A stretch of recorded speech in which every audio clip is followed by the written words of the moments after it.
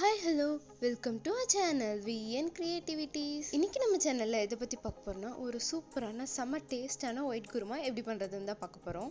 இது வந்து சப்பாத்தி, பூரி, ரோட்டி, நான் ஏன் இட்லி தோசைக்கு கூட சூப்பராக இருக்குங்க. இதில் நம்ம நிறைய வெஜிடபிள்ஸ் போட்டிருக்கனால ரொம்ப ஹெல்த்தியும் கொடுங்க. அதே சமயம் இது டேஸ்ட்டும் செம்மையாக இருக்கும். இது எப்படி பண்ணுறதுன்னு பார்க்கறதுக்கு முன்னாடி இப்போ தான் நீங்கள் நம்ம சேனலை ஃபஸ்ட் டைம் பார்க்குறீங்கன்னா மறக்காமல் சப்ஸ்கிரைப் பண்ணிடுங்க. கூடவே இந்த பெல் ஐக்கானை கிளிக் பண்ணிடுங்க. அப்போ தான் நான் போடுற வீடியோஸோட நோட்டிஃபிகேஷன் உங்களுக்கு வரும். இதுக்கு ஃபஸ்ட்டு ஒரு மிக்ஸி ஜாரில் 1/4 மூடி தேங்காய் ஆட் பண்ணிக்கலாம்.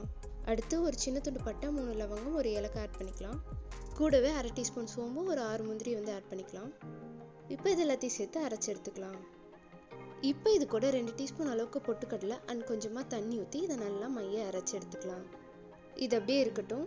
அடுத்ததாக ஒரு கடாயை அடுப்பில் வச்சு அதில் வந்து கொஞ்சமாக எண்ணெய் ஊற்றிக்கலாம்.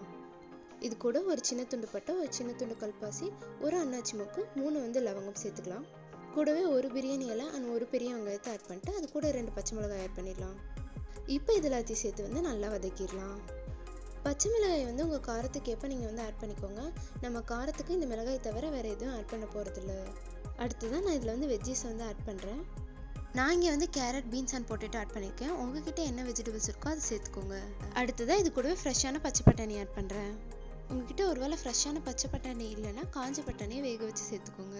இப்போ இது எல்லாத்தையும் சேர்த்து நல்லா வதக்கிடலாம். நீங்கள் இது கூட வந்துட்டு காலிஃப்ளவர் இந்த மாதிரி எக்ஸ்ட்ரா வெஜிடபிள்ஸ் கூட உங்ககிட்ட இருந்தால் சேர்த்துக்கலாம்.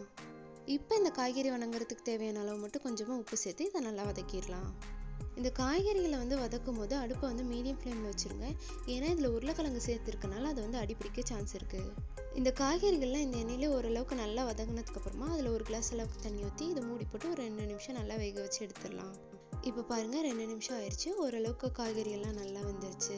இப்போ இது எல்லாத்தையும் நல்லா கிளறி விட்டுடலாம். அடுத்ததான் நம்ம அரைச்சி வச்சிருக்க இல்லையா பேஸ்ட், அது இதோட ஆட் பண்ணிக்கலாம். பேஸ்ட்டை ஆட் பண்ணதுக்கப்புறமா இதுக்கு தேவையான அளவு தண்ணி ஆட் பண்ணிடலாம்.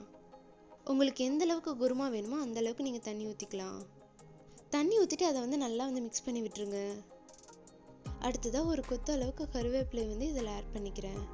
அடுத்ததாக கொஞ்சமாக உப்பு சேர்த்து இதை மூடி போட்டு இதோட பச்சை வாசம் போகிற அளவுக்கு நல்லா கொதிக்க வச்சிடலாம். கொதிக்க வைக்கும் போது அப்படியே விட்டுறாமல் அப்பப்போ எடுத்து இந்த மாதிரி கிளறி விடுங்க. அப்போ தான் வந்துட்டு அடி பிடிக்காமல் இருக்கும். இது இப்படியே ஒரு 2-3 நிமிஷம் நல்லா கொதிச்சுது அப்படின்னா அதோட பச்சை வாசம் எல்லாம் போய் இந்த மாதிரி ஒரு திக்கான கிரேவி வரும்.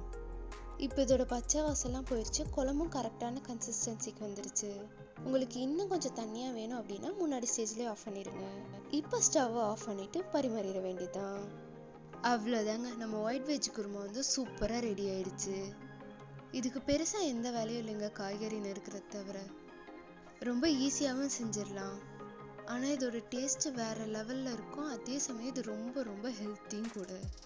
நல்லா இந்த குளிருக்கு சுட 2 சப்பாத்தியை போட்டு இந்த சூடான குருமாவில் அப்படியே முக்கி எடுத்து சாப்பிடும் போது வேறு லெவலில் இருந்ததுங்க.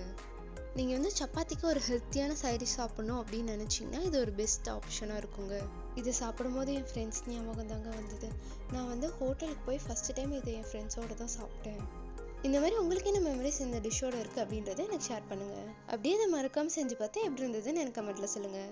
இந்த வீடியோ பிடிச்சிருந்தா லைக் பண்ணுங்கள், ஷேர் பண்ணுங்கள், கமெண்ட் பண்ணுங்கள், மறக்காமல் சப்ஸ்கிரைப் பண்ணிடுங்க. தேங்க்யூ ஃபார் வாட்சிங். Bye bye.